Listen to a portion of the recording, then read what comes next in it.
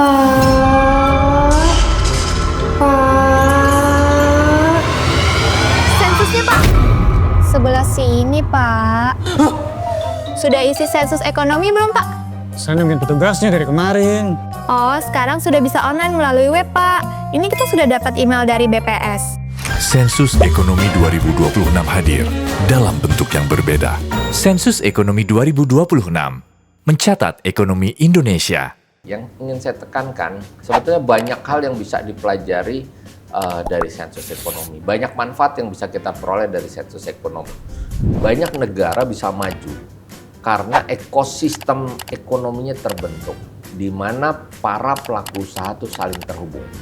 Nah, supaya mereka bisa berkembang naik kelas, maka mereka harus terhubung dalam satu potensi rantai pasok yang baik. Jadi negara yang berkembang ekonominya dengan baik dan kuat secara fundamental, itu kalau mereka saling terhubung di dalam satu ekosistem ekonomi. Dan kita tidak akan pernah mengumumkan data pribadi, karena yang kita lihat adalah potret secara besar. Gitu. Jadi soal khawatiran soal perpajakan itu untuk digunakan itu nggak ada ya Pak ya? Nggak ada, sama sekali nggak ada. Termasuk untuk pengawasan usaha gitu atau untuk kepentingan pihak lain gitu? Nggak ada, kan kami nggak boleh membagikan datanya ke pihak lain. Ya, ini kan hanya untuk data statistik, kepentingan statistik. Nah, rekrutmen petugas itu juga sejak awal dilakukan secara cukup ketat. Memang kita membutuhkan sangat banyak petugas, 251.000 petugas di lapangan. Jumlah yang sangat besar, sehingga dalam proses rekrutmen pun kami juga melakukan proses itu secara hati-hati. Jadi jawaban itu dimasukkan di dalam gadgetnya si petugas. Begitu dia masuk ke dalam gadget petugas, nggak bisa ditarik tuh datanya sama si petugas. Itu langsung masuk ke server kami, terenkripsi secara berlapis.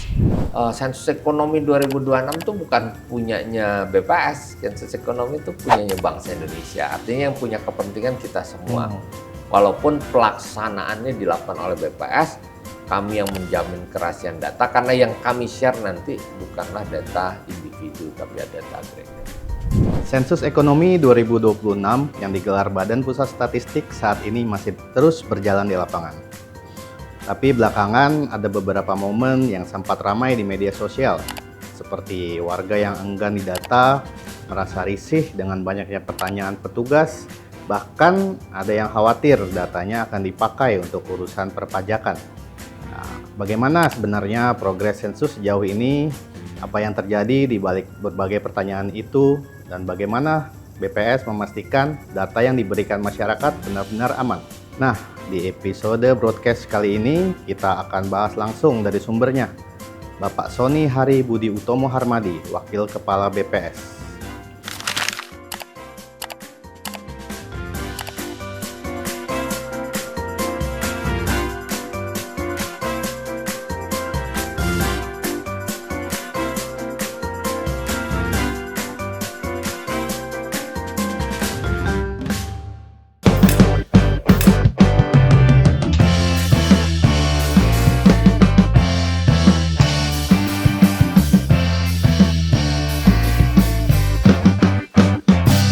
Broadcast, podcastnya Bisnis Indonesia.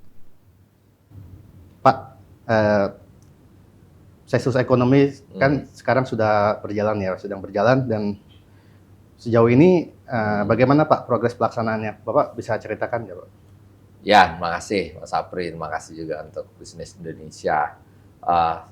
Per hari ini, per pagi ini, tanggal 5 Agustus jam 7.30 tadi, itu sudah 81,95%, hampir 82%, sekitar 91.439.000 sekian responden usaha dan keluarga yang telah didata. Jadi kami sangat berterima kasih kepada masyarakat atas dukungannya yang luar biasa, meskipun ada disinformasi di tengah masyarakat, terus kemudian ada hoax ya yang berkembang. Tetapi dukungan masyarakat sangat tinggi. Untuk wilayahnya berapa cakupan Pak? Seluruh Indonesia. Sudah. Jadi kan sensus ekonomi yang namanya sensus itu mencakup seluruh Indonesia. Capaian paling tinggi ada di Provinsi Bengkulu, seingat saya, sekitar 90%, 92% kalau nggak salah. Dan capaian terendah memang masih di wilayah Papua. Nah, tadi seputar disinformasi tadi nih Pak. Kan Ya. banyak yang belakangan ini banyak di media sosial nih Pak, banyak isu warga yang menolak wawancara karena isunya akan digunakan untuk data perpajakan lah, untuk yang lainnya lah Pak. Benar, bisa Bapak jelaskan Pak? Gimana Pak?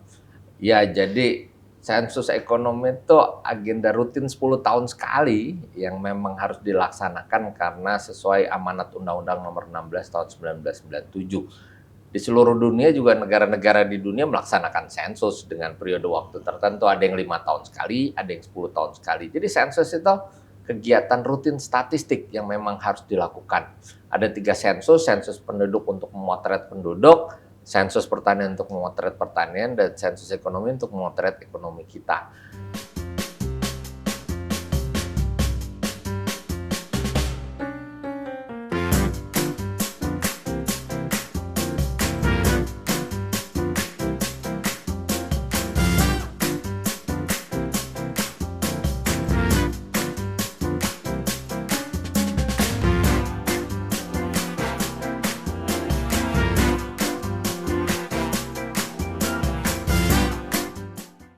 Sama sekali tidak ada hubungannya dengan pajak karena ini adalah kegiatan statistik. Yang ingin saya tekankan, sebetulnya banyak hal yang bisa dipelajari dari sensus ekonomi. Banyak manfaat yang bisa kita peroleh dari sensus ekonomi.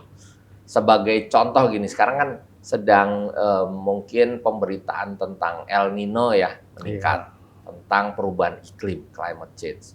Dengan memotret ekonomi itu, kita jadi tahu nanti kan pertama jumlah usaha kita tahu, sebaran lokasi usaha kita akan tahu, skala usaha kita akan tahu seberapa besar.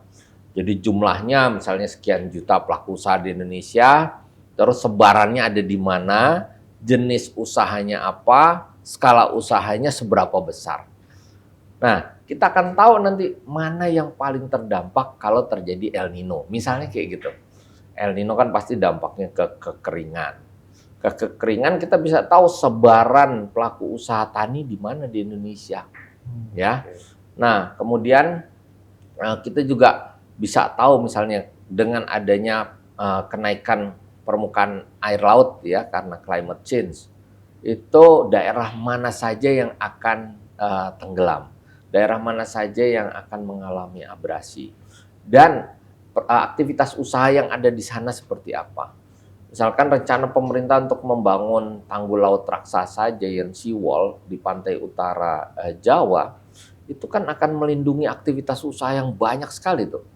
Jadi kita bisa hitung tuh di pantai utara Jawa yang mungkin akan punya potensi terdampak oleh climate change, itu berapa banyak usaha yang ada di sana, jenis usahanya apa, skala usahanya seberapa besar. Jadi kalau kita membangun Giant Sea Wall di pantai utara Jawa, kita tahu berapa ekonomi yang kita lindungi dari pembangunan tadi. Jadi sensus ekonomi itu manfaatnya banyak dan kita tidak akan pernah mengumumkan data pribadi karena yang kita lihat adalah potret secara besar. Gitu.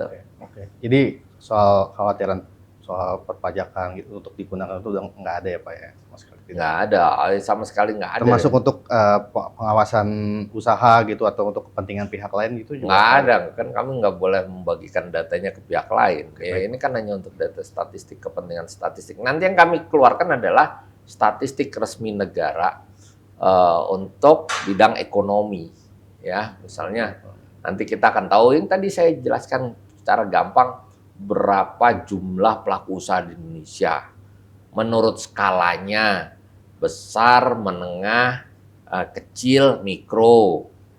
Terus kemudian menurut lapangan usaha, ya klasifikasi baku lapangan usaha Indonesia, berapa yang di pertanian aja dibagi menjadi beberapa subsektor, pertambangan, Berapa yang di industri pengolahan itu dibagi menjadi industri makanan, industri logam dasar, macam-macam, dan seterusnya. Jadi memang itu yang akan kita publikasikan ke masyarakat.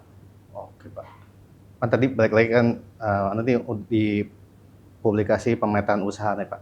Nah, saat ini juga ada beberapa kalangan usaha yang bertanya Pak, nanti manfaat data ini untuk mereka tuh apa ya Pak kira-kira Pak? Banyak soal manfaat data tuh gini, banyak negara bisa maju karena ekosistem ekonominya terbentuk, di mana para pelaku usaha tuh saling terhubung. Kita tahu negara itu bisa maju juga sangat ditentukan salah satunya oleh jumlah entrepreneurs-nya, ya, pelaku usahanya berapa banyak, terus kemampuan inovasi dari entrepreneurs-nya. Jadi jumlah saja yang besar nggak cukup, tapi kemampuan mereka untuk berinovasi dan kemampuan mereka untuk naik kelas berkembang, ya.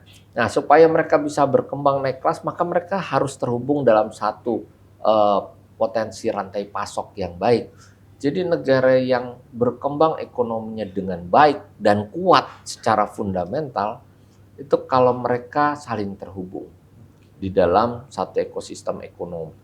Terus kemudian juga kita bisa lihat nih, nanti kan ada sebaran lokasi usaha, ya. Mana usaha misalnya seperti sensus ekonominya China, Tiongkok, sensus ekonominya Korea Selatan, mereka menemukan adanya perkembangan digital ekonomi itu mengumpul di satu daerah. Berkumpulnya digital ekonomi di satu lokasi itu memudahkan pemerintah untuk membuat kebijakan yang tepat, cocok untuk kebutuhan pengembangan digital ekonomi di wilayah itu, ya. Misalnya di China itu kalau nggak salah dia untuk pengembangan digital ekonomi didorong ke arah barat, ya, pengembangan data center. Kan kalau digital ekonomi berkembang harus ada cloud computing yang cukup misalnya, ya, data center yang memadai, Internet of Things yang lengkap. Jadi ya fokus kebijakan pemerintahnya jelas. Misalnya juga nanti kita tahu bahwa sebaran pelaku usaha perikanan ada di mana. Pelaku usaha perikanan itu salah satu tantangannya adalah logistiknya. Karena ikan cepat busuk sehingga penyediaan cold storage di sana penting. Tapi cold storage itu butuh prasyarat listrik. Maka energi listrik di sana juga penting.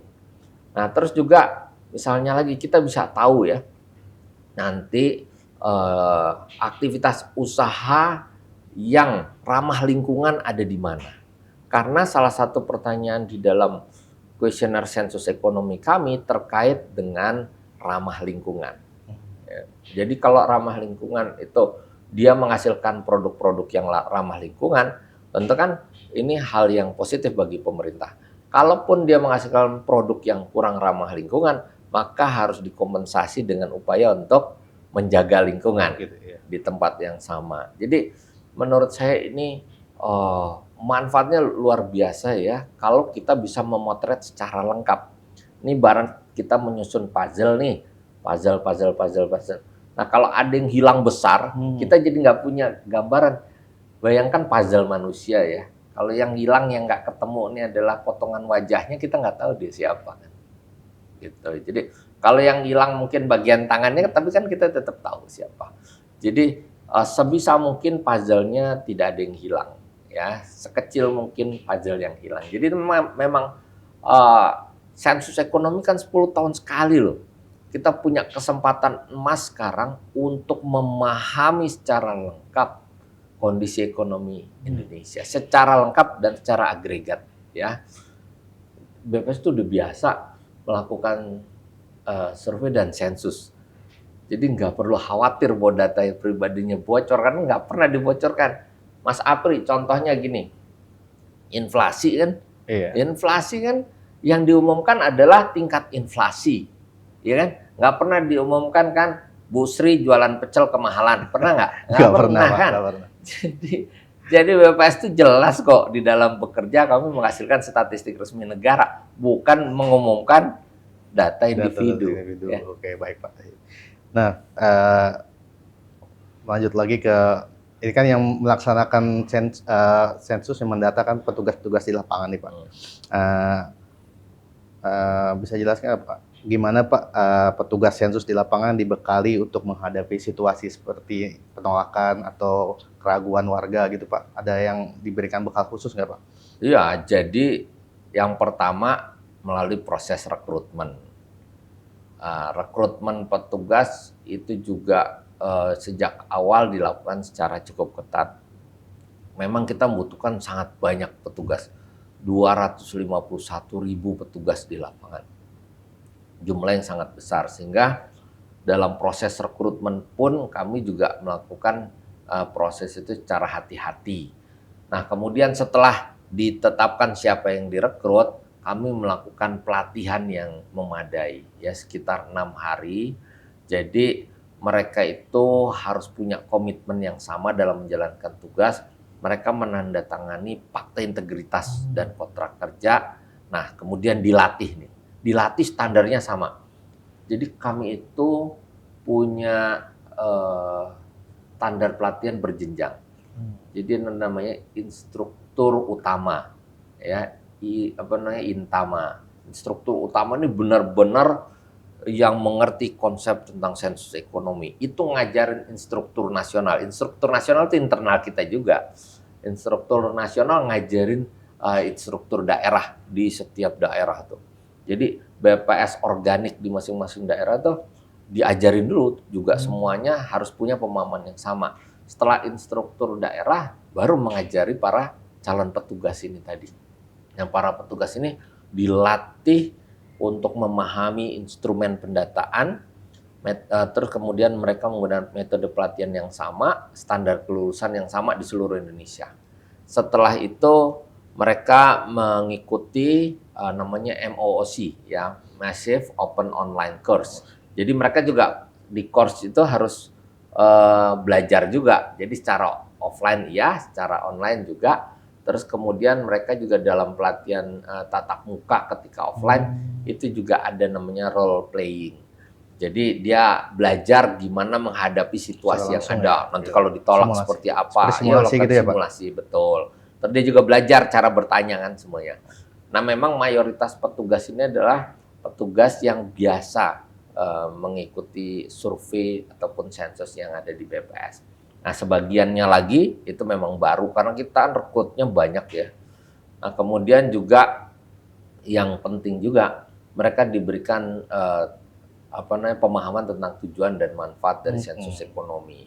Tapi memang 251.000 petugas nih jumlah yang cukup besar sehingga kadang-kadang di dalam awal-awal pendataan mereka masih butuh proses adaptasi. Kalau sekarang menurut saya mereka udah lancar sekali. Oke Pak. Berarti mereka juga ada fakta integritas untuk melindungi kerahasiaan data gitu ya Pak ya? Iya, kerahasiaan data tuh kita buat berjenjang. Pertama, mereka sendiri nggak boleh membocorkan. Yang kedua, kan kita menggunakan KPI sekarang, ya.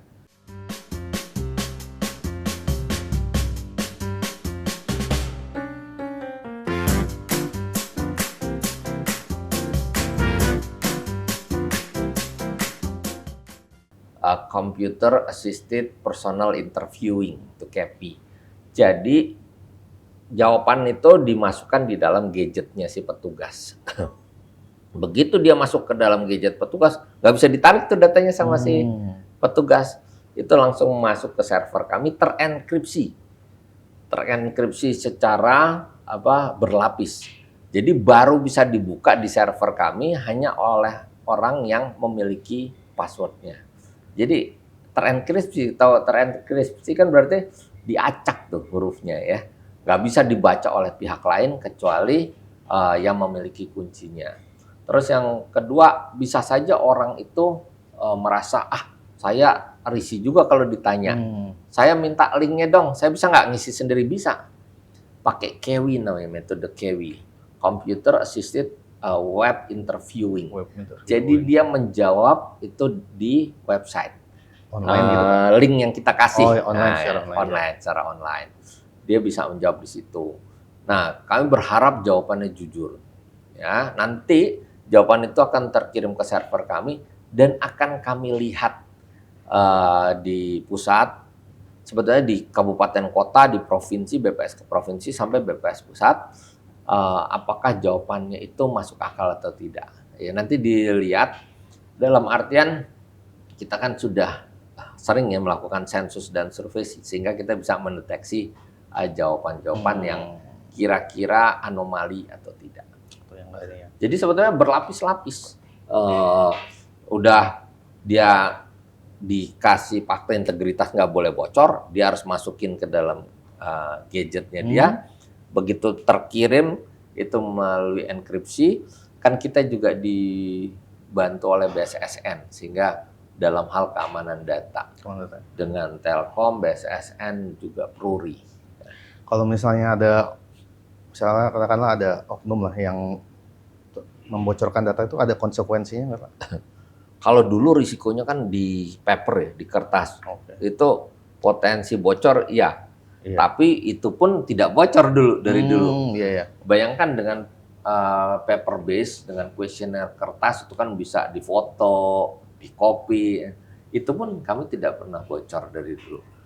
Nah, jadi akan ada konsekuensi hukum terhadap si petugas kalau dia membocorkan. Baik. Masih terus terkait petugas ini Pak, gimana masyarakat itu yang disensus bisa memverifikasi bahwasanya petugas yang datang itu adalah benar-benar petugas BPS atau bukan, atau malah bukan petugas tapi oknumnya menyamar jadi petugas BPS gitu Pak? Ya, jadi yang pertama dari tampilan fisik kan dia pakai rompi ya. Rompinya warna hitam orange, ada tulisannya kan petugas sensus ekonomi. Terus ada logo BPS di situ, ada logo sensus ekonomi. Terus yang kedua mereka dibekali dengan surat tugas. Surat tugas. Nah, cuma orang bilang rompi bisa dibuat, surat tugas bisa dibuat. Mereka dibekali juga dengan identitas, name tag, dan ada QR code-nya di situ. Bisa di-scan. Jadi QR code-nya di-scan. Namanya siapa, nomor handphonenya, kelihatan semua identitasnya sih wawancara dan dilihat tugasnya tuh fotonya sama nggak sama tampilannya. Kan bisa. Bisa aja takutnya kan dia dipinjemin ke orang lain, nggak boleh itu. Dan juga bisa konfirmasi ke BPS tempat. Jadi benar nggak ini? Terusnya kita juga ada call center yang bisa digunakan oleh semua orang untuk mengkonfirmasi. Call center ya bisa dikonfirmasi data ya Pak? Ya. Oke. Kalau sejauh ini gimana ya Pak BPS di wilayah gitu berkomunikasi dengan tokoh masyarakat atau RT RW setempat atau pemerintah daerah untuk membantu pelaksanaan sensus ekonomi ini Pak? Ada ini ya Pak? Ya, kita sudah luar biasa dukungan dari para menteri ya. Salah satunya dari Pak Mendagri, dan Pak Mendagri menginstruksikan seluruh kepala daerah untuk mendukung pelaksanaan sensus ekonomi 2026. Oleh karenanya gubernur di seluruh Indonesia mendukung, bupati wali kota juga mendukung. Pencanangan yang dilakukan di provinsi-provinsi itu dilakukan bisa antara gubernur atau wakil gubernur dengan kepala BPS atau wakil kepala BPS, atau kadang-kadang kami tugaskan eselon 1 kalau bersamaan. Jadi saya sendiri mencanangkan sensus ekonomi di Jawa Barat dengan Pak KDM ya, Pak Gubernur. Di Jawa Tengah saya dengan Pak Gubernur, di Yogyakarta dengan wakil gubernur, di Sulawesi Tenggara dengan gubernur dan wakil gubernur, di Sumatera Barat dengan gubernur, di Bengkulu dengan gubernur. Jadi semua gubernur, Bu Kepala juga mencanangkan di Bali dengan gubernur, di Kepri dengan gubernur, jadi di DKI Jakarta dengan gubernur. Jadi gubernur semua ikut mencanangkan sensus ekonomi 2026. Bupati wali kota pun juga ikut mencanangkan dengan kepala BPS provinsi dan kepala BPS kabupaten kota. Karena sebenarnya sensus ekonomi 2026 itu bukan punyanya BPS, sensus ekonomi itu punyanya bangsa Indonesia. Artinya yang punya kepentingan kita semua. Walaupun pelaksanaannya dilakukan oleh BPS, kami yang menjamin kerahasiaan data, karena yang kami share nanti bukanlah data individu, tapi ada data agregat. Untuk komunikasi dengan pihak-pihak terkait itu nggak ada sejauh ini apa ada Nggak ada, hambatan? lancar. Lancar. Jadi saya semalam baru pulang dari Serang, kita rapat sampai jam 9 malam, saya dengan Pak Gubernur, terus kemudian Gubernur Banten, beliau mengundang Bupati Wali Kota se-Provinsi Banten, saya menyampaikan capaian Provinsi Banten saat ini dan mohon dukungan untuk daerah A, B, C, D, E karena masih mengalami kendala gitu ya. Juga untuk perusahaan A, B, C, D, E, dan beliau sangat support. Semuanya support luar biasa, kepala-kepala dinas hadir. Menurut saya ini juga bentuk dukungan salah satu yang terbaik selama kami melaksanakan sensus. Oke Pak. Jadi ini kalau boleh dirangkum nih Pak, apa nih Pak pesan yang ingin disampaikan agar pada masyarakat khususnya Pak, agar pelaksanaan sensus ekonomi ini berjalan dengan lancar sampai akhir? Ya, jadi kalau tidak kita ya siapa lagi gitu kan. Kalau tidak sekarang lalu kapan lagi? 10 tahun lagi tentu waktu yang masih lama. Kita ingin memotret sebaik-baiknya. Mas Apri bayangkan kalau kita foto prewedding. Nah, foto prewedding kan sebaik-baiknya. Kenapa? Karena hanya satu kali mungkin kita lakukan, ya kan? Dan kita ingin melakukan itu sebaik-baiknya. Kita misalkan ketika berwisata, berkunjung ke negara lain atau ke daerah lain, tempat yang indah, kita kan ingin foto yang bagus kan. Oke, iya benar. Kadang-kadang bahkan nanti dilihat dulu deh fotonya bagus nggak? Oh, coba ulangin lagi, gitu kan? Karena memang sensus ekonomi ini adalah potret ekonomi dan kita ingin memotret sebaik-baiknya dengan piksel selengkap mungkin, resolusi setinggi mungkin. Sehingga kalau kita zoom nanti, ya kita tahu, oh ini masih kelihatan masalahnya. Tapi kalau pikselnya jelek, resolusinya rendah, kita zoom blur semua nggak kelihatan. Jadi mohon dukungan semuanya, berikan jawaban secara jujur. Kami punya istilah TIR, terima petugas sensus ekonomi 2026, isi datanya dengan benar dan jujur, rahasia data pasti terjaga. Saya cuma mau bilang, tanpa kamu kurang satu. Ya gitu. Tapi kalau misalnya ada responden yang nggak jujur gitu, misalnya datanya anomali itu, nanti dari BPS ini apa yang dilakukan Pak? Kami akan meminta petugas untuk kembali lagi. Kembali lagi ya? Memperbaiki itu, mengkonfirmasi. Oke, jadi harapan Bapak apa nih Pak? Harapannya semua memberikan data dengan benar dan jujur, ya. Karena ini buat kepentingan mereka juga. Partisipasi keberhasilan sensus itu diukur dari partisipasi masyarakat. Semakin besar partisipasinya, semakin berhasil sensusnya. Kalau bisa memotret dengan benar, maka kita akan mampu menghasilkan resep dan obat yang tepat untuk kemajuan ekonomi Indonesia. Gitu. Terima kasih banyak Pak Sony atas penjelasannya mengenai apa yang terjadi seputar sensus ekonomi ini. Sangat mencerahkan sekali insight-nya Pak.